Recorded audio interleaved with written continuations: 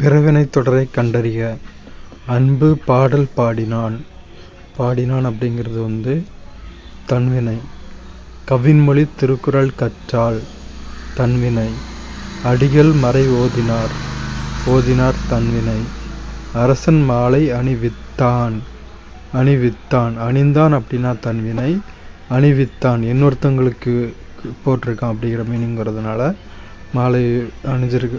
இன்னொருத்தவங்களுக்கு அடுத்தவங்களுக்கு மாலை அணிஞ்சிருக்கார் அப்படின்னு மீன் பண்ணுறதால அணிவித்தான் அப்படிங்கிறது பிறவினை.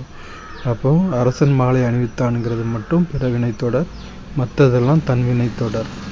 அடுத்து எவ்வகை வினை என்பதை கண்டறிக. இரண்டாம் வேற்றுமையில் இருப்பது முதல் வேற்றுமையாகவும் முதல் வேற்றுமையில் இருப்பது மூன்றாம் வேற்றுமையாகவும் மாறும் வினை எப்போது நிகழும்? செய்வினை செயற்பாட்டு வினையாக மாறும்போது நிகழும். செய்வினை செயற்பாட்டு வினையாக மாறும்போது இரண்டாம் வேற்றுமையில் இருக்கிறது முதல் வேற்றுமையாகவும் முதல் வேற்றுமை மூன்றாம் வேற்றுமையாகவும் மாறும். செய்வினை செயற்பாட்டு வினையாக மாறும்போது